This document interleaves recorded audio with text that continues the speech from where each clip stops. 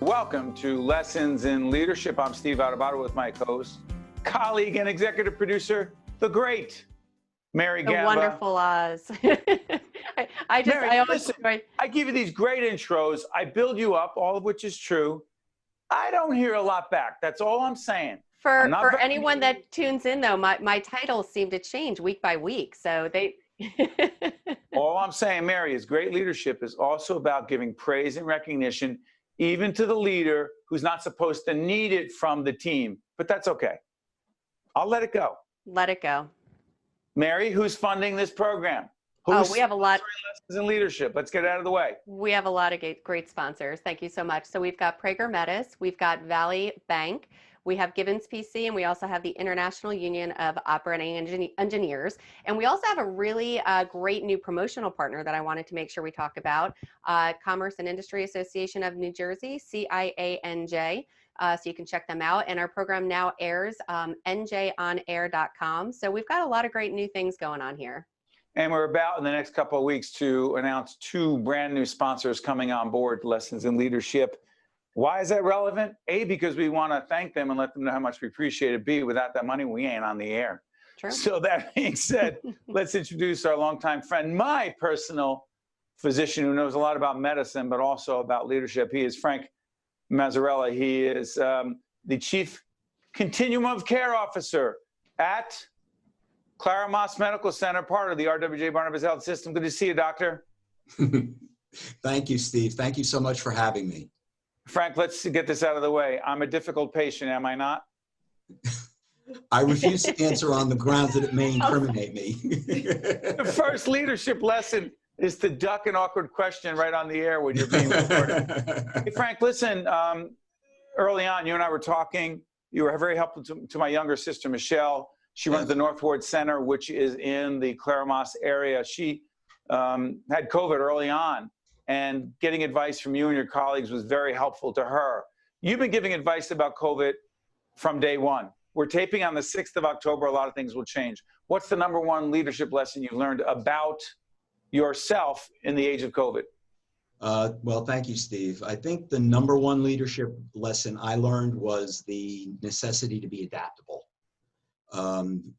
It's ironic, but one of our values at Claramas, our Claramas values spell out the acronym CLARAS, and one of the A's of CLARAS is agility, and basically it's the same thing as adaptability. This virus was extremely unpredictable. Starting out, I have to say I was almost a naysayer, having lived through the flu, SARS, MERS, swine flu, etc., even Ebola. And I did not realize the impact that this virus would have on us. It turned our world upside down. And again, it was just so unpredictable the way it presented. And these people were so sick.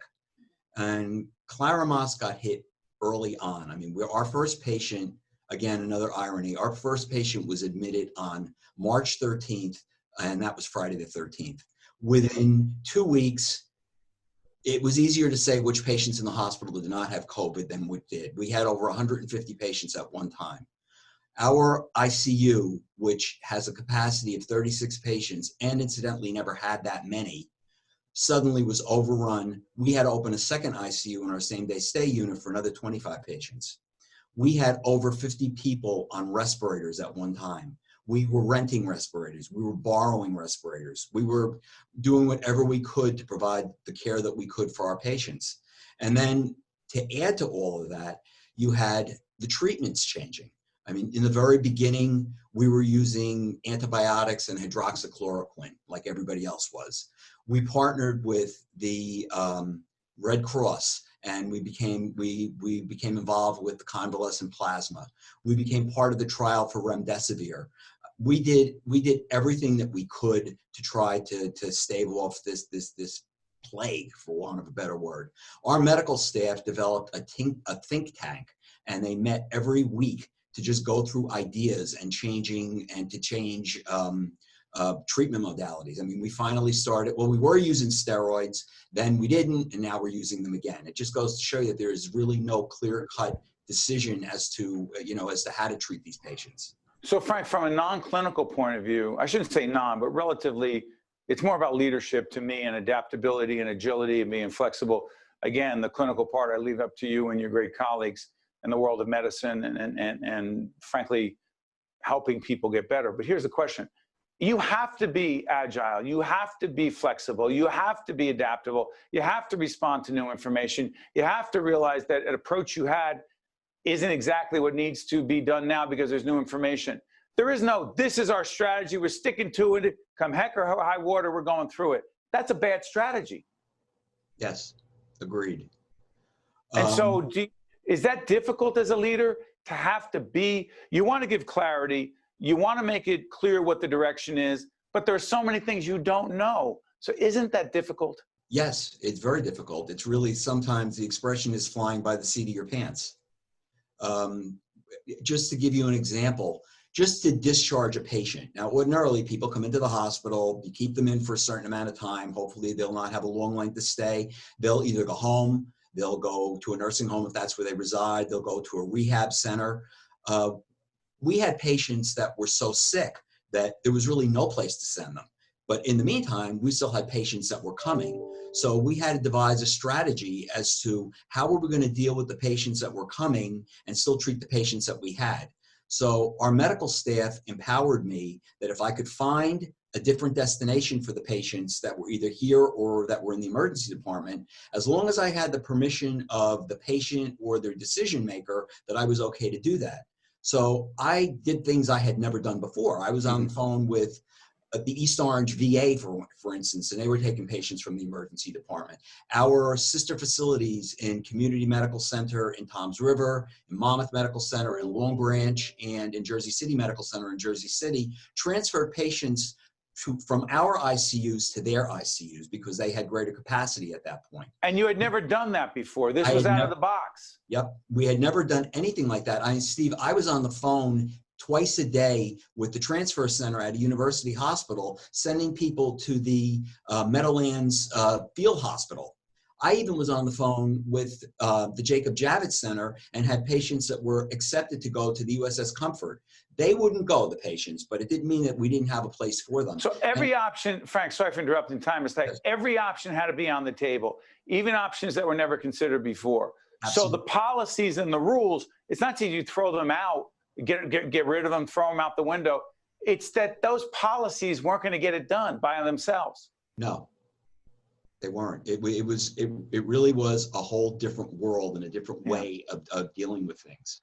And, you know, I mean, luckily our frontline staff were phenomenal, all that they did. And our medical staff came together in so many different ways. I mean, our medical staff they met, our medical leadership got together every single week, at least once, to go over what was going on in the hospital. We had members of our medical staff who were working in other than medical positions. I had, you know, one of them working as a respiratory therapist, one of them, you know, answering phones and talking to families every day. And that was another playing out of position, Frank. They were playing out of position. Yes, exactly. Which is required in a crisis. Exactly.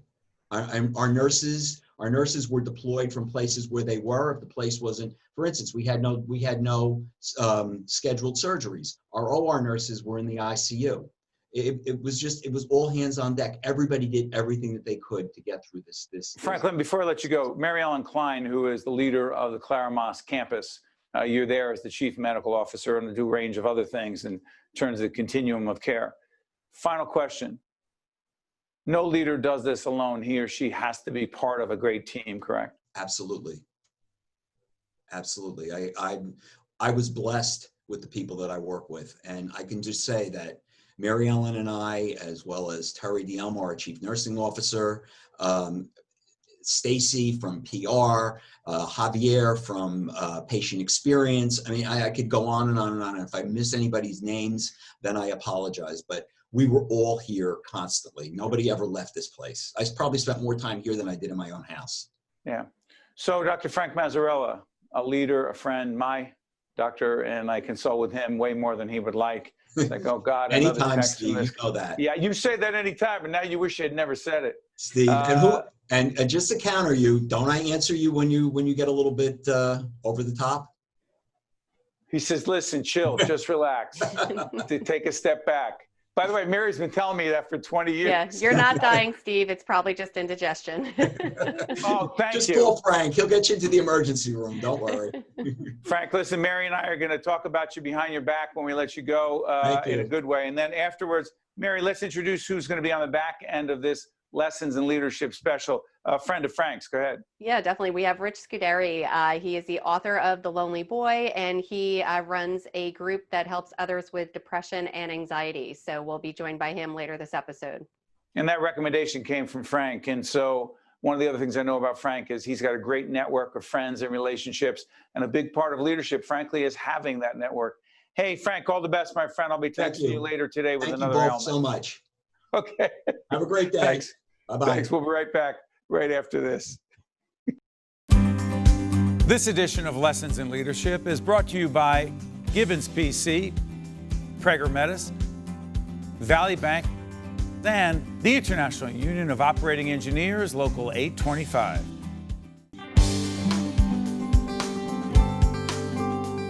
Welcome back to Lessons in Leadership. I'm Steve Adubato with my colleague and better half, professionally, Mary Gamba, our executive producer. Mary, let's introduce our very special guest. Sure. We are very happy to be joined with Richard Christopher Scuderi, author of The Lonely Boy, and he has also started an organization called the Hunterdon Support Group for Anxiety and Depression. Rich, nice to have you join us today. Well, thank you for having me, and good morning. Good morning. Richard, let me ask you this. Lonely Boy, as I was reading through it, it struck me, you're very candid about your own experiences in life, growing up, how you grew up, where you grew up, and also the challenges you've had around depression and anxiety. This show is about leadership. It's not a clinical show, but it is trying to understand how candid and honest leaders should be, how vulnerable they should be when talking about struggles that many people, millions and millions of people struggle with anxiety and depression. Why did you choose to share that, given you're a very successful interior designer, you stage homes, my wife happens to do that as well professionally, but you want to put out there an image of, hey, I got this together. Meanwhile, you're being so candid. What's up with that? You know, I felt a responsibility because I, as are you, are an alumni of Montclair University. I have a degree in broadcasting. And that was the trajectory I wanted to go towards when I actually started. But unfortunately, 6 weeks before my graduation from college, my mother suddenly died. She was diagnosed with late stages of acute myelocytic leukemia, and she died 6 weeks before I graduated. That completely changed my life and my trajectory. I felt like I needed to stay close to home. I had a 13-year-old sister. So I changed my path, and I stayed close to home, and I didn't do what I wanted to do with life. And I found when tragedies occur in life, people go on because every day the sun goes, wakes you up in the morning. But you keep a lot of stuff inside. So I went a different route. I stayed close to home. My dad was a custom builder. I got involved with him, but then I started to do the design work, and it grew really well. So much so that later in life, I have now my own show. We're on hiatus right now on the Comcast channel called Design for the Times. I do a radio show on WHCR-DB called Modern Design, but I was really hurting inside. I was hurting inside, and I kind of felt I was a little bit of a fraud. And a series of tragedies happened. I had some health issues in my life, although thank God I'm very good right now. But a number of years ago, a little bit less than 10, I was diagnosed with a massive benign brain tumor, but so much so that I was going blind. And I had to have emergency surgery at New York Presbyterian Hospital. And for 2 days, I was blind. So when you go through something like that, Steve, it really affects you. It changes you. It makes you deal with your own mortality. 6 weeks after that, my father had a massive hemorrhagic stroke. These things led me to the worst depression I ever had. I had good periods. People that have depression have good periods and bad periods. I had come off a good period, and then boom, I had a bad period. So because I was doing all these things and coming across on camera that I was so happy, I felt like I was a fraud. And I said, you know what? I'm probably not the only person who's had rough patches. Maybe if I share it with other people, I can do something. I can bring something good to somebody else. And that's why I did it. Richard, before Mary jumps in, I'm curious about something. Sure. Do you believe it's a responsibility of a leader, regardless of what field he or she is in, to make a difference in the lives of other people, to teach, to coach, to inspire others? Or is it good enough to just be a very good, successful businessman or businesswoman, make a ton of money, and he or she calls themselves a great leader? Isn't leadership about making a difference in the lives of others? Well, I think leadership is all about responsibility. And I think it's an honor. Steve, it's an honor for you to give me the time today. I so much appreciate that. And I value that. And I think if you're fortunate enough in life to have opportunities that come in that are good for you, you have a responsibility to give back. I'm very big into mentoring. I mentor with Keene College with the students there that do interior design. They work in my business and I teach them. I do a program with the local high school, the Hunterdon High School. They have an advanced program for students of radio and television, and they're with me on my programs. In fact, Connor helped me set up today for our program. He just started at Keene, he graduated. I think you have part of leadership in life is when you have the ability to do something, you need to share and you need to bring it back, right? We're all part of a community. There's never been a more opportune time to take a look at your life and see what you can do to give back. We're all in this crisis together. The reason we're not doing this in studio is that we're all leveled out. Didn't COVID level us all out? It's an opportunity, I think. It's unfortunate that so many people lost their lives, and that hurts me a lot, as it does everybody. But this is the opportunity to level, right? And to give back. Mary, jump in. Yeah, and one of the things we always talk about, Steve and I, it's about empathy and about letting others know that you understand them and you feel for them. How is your own experience with anxiety, with depression? How does that help you to relate to folks, especially in the support groups that you do? How does that help you to support them as the leader that you are? You know what? I think you have to have those experiences in order to relate to other people. So if something hasn't happened to me, I don't know, I'm trying to think of an example. If I were a fisherman, right, and I was all about deep sea fishing and the experience, I could learn about it, but I really wouldn't have it in me. People know when you're genuine. People know that I'm not really here to sell the book. In fact, you don't make a lot of money when you write a book, and I really exposed myself by doing it. By the way, the book is called Lonely Boy. If you don't mind if I plug, Richard, A Lonely Boy. Oh, I don't. Go ahead. Okay, thank you, very nice. But having said that, it's really more about giving back. You know, I wasn't fortunate to have children in my life, and now I'm in my mid-50s. So I feel very strongly, if you're on this earth, you're not supposed to just, take in oxygen and give off carbon dioxide. You need to have a legacy to some degree. And the biggest part of, I think, why this is good for leadership is that after the book came out, I had no idea how it was going to affect other people. So much so, Steve, that people were emailing me, calling me, saying, I have depression, I have depression, I have depression. And that's what led me to the outreach program, because I knew I had to do something. I had given birth to a movement.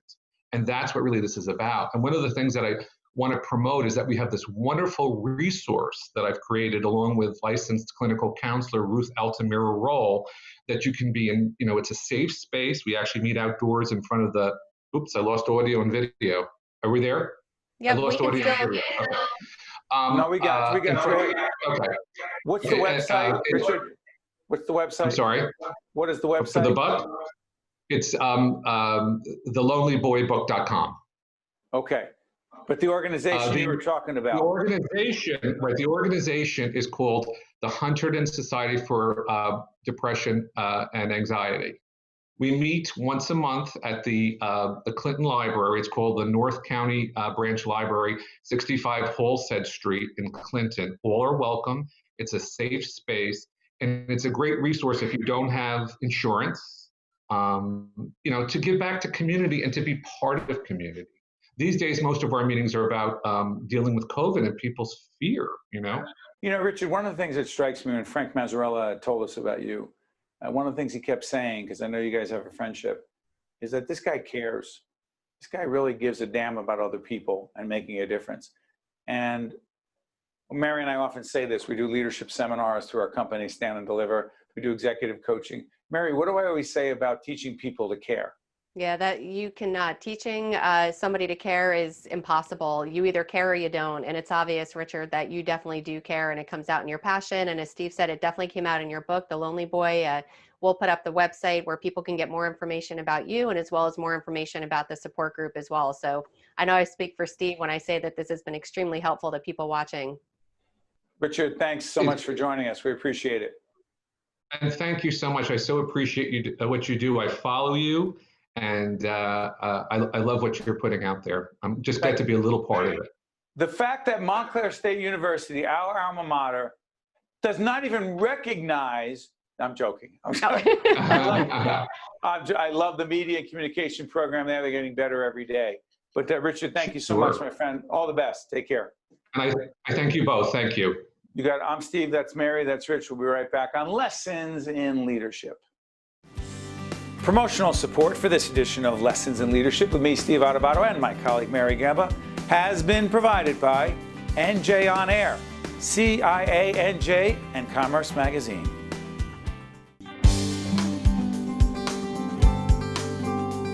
This is letters. Keep that in. This is Lessons in Leadership. I'm Steve Adubato. That's Mary Gamba. No editing here. No editing. You need to show that you're human. I mean, all of our programs, it just seems that we're really getting into empathy and caring and just showing that we all do have a human side, and it's okay to show not even our weaknesses, but just that we are human beings. Yeah, including the fact that I can't remember the name of the show. That's okay. Hey, Mary, let's do this. We had Frank Mazzarella. We also had Richard on, who was really terrific, really terrific. But one of the things I want to jump on here, regardless of these conversations we're having, the big theme that keeps being pushed is the need to adapt and innovation. Now, Mary, set up the context for why, for the next year of our lives, professionally, we are pretty consumed by the concept of leadership, innovation, what we learn in COVID, and frankly, not just COVID, but leadership and terrific innovation and adaptability in any difficult changing environment. Why is it such a big part of our world at Lessons in Leadership?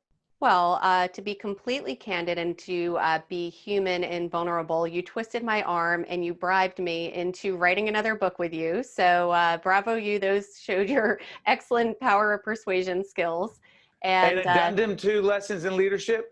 An addendum, a whole new book, Lessons in Leadership with a colon. The title is going back and forth, but it'll be something along the lines of innovation and disruption in a time or an age of COVID, or just in very uncertain and beyond, or we're going to go with uncertain times, because COVID right now, sure, COVID is our reality. COVID is the last, 8 months have just been turned upside down as we're taping this on October 6th. But COVID could be the next anything. Right now it's COVID, but for organizations who faced after 9/11 and the uncertainty that came with that, it could be any major. How about the economic collapse of 2008, 2009? Exactly. So it's any major disruption, and learning to be agile, learning to be, and Dr. Mazzarella said it, at the beginning of this program, it's learning to innovate, it's learning how to get creative and to think outside the box, the standard way of thinking. And there is no more normal. It's not even a new normal. It's just, this is the future. This is today. This is the present. And I just heard you take a deep breath, as everyone saw, because really, I think we're all at that point. And Richard said it as well. We're at a level playing field right now. We have the opportunity, if we see it as such, to recharge, to reboot, to rethink how we do everything from the ground up. So that's what the new book's going to be all about. Okay, so here's the way I look at it. Not about COVID. And Mary keeps pressing me, hey, Steve, let's not write another book about COVID. There are going to be countless books about it. And she's 100% right, as she usually is. Let's learn from leadership and innovation and disruption and adaptability around COVID, but let's make it relevant for any situation. Now, why do I pick up Churchill? World War II and Hitler, that wasn't COVID. But talk about disruption. Talk about turning the world upside down. Talk about the fear and anxiety that people were experiencing in England and around Europe. Churchill said, we must come together. Victory, victory, victory at all costs. And he was afraid, I'm sure. He was feeling anxiety, even though they didn't use that word a lot in the 1940s. But the reality was and is, there are things that go around us all the time that cause us to adapt. So, Mary, I introduced you to this book over the weekend, No Rules, Rules, Netflix and the Culture of Reinvention. Real quick, Mary, let's set up the story that shows one company that doesn't really exist anymore, and Netflix. Sure. It's not black and white, but here it is. In the story, the introductory chapter is that the leaders of Netflix back in 2000, they had a few employees, they had a big budget deficit, they were struggling. Mary, who'd they go to meet with? They went to, well, I mean, it's all about Blockbuster and Netflix. It's, you know, their relationship. They went to meet with the CEO of Blockbuster at the time in 2000. Blockbuster had gazillions of dollars, billions in revenue, stores all over the place, selling videos, renting the videos. Yep. How many stores do they have now? How many stores? Netflix leadership in 2000 went to the Blockbuster leadership and said, listen, why don't we come together and we'll create a blockbuster.com and we'll basically do what Netflix wound up doing.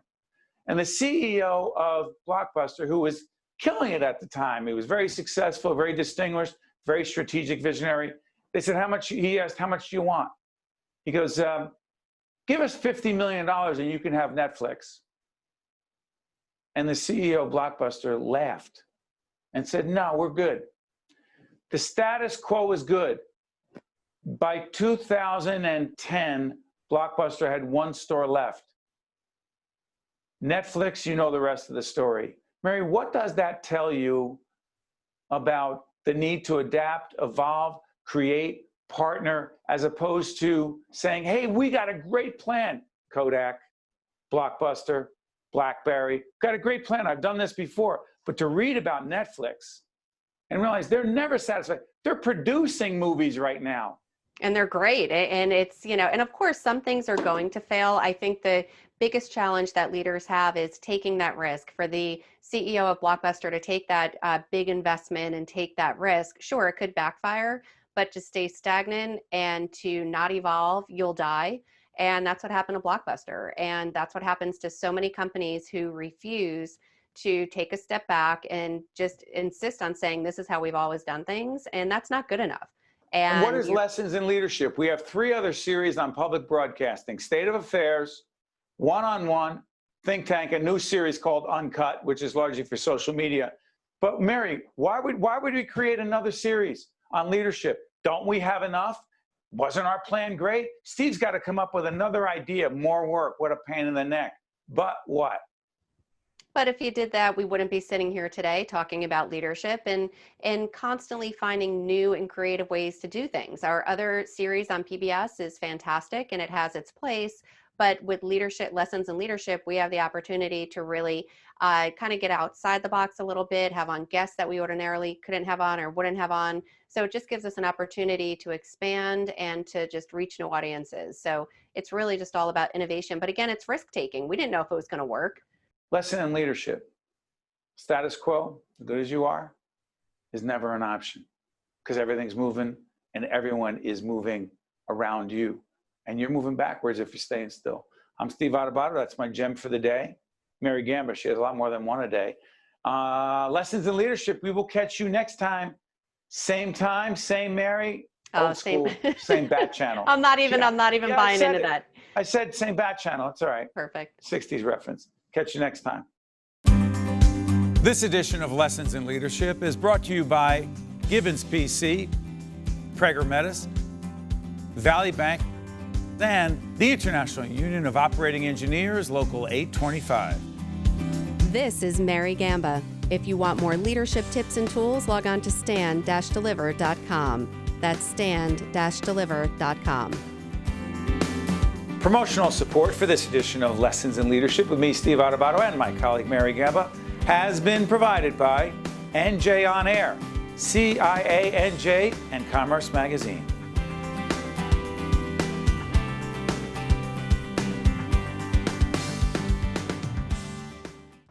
Hi, I'm Governor Tom Kean. A dear friend of mine had aphasia, which is a language disorder that occurs from a brain injury or a stroke. It robs a person's ability to communicate, but it doesn't affect their intellect.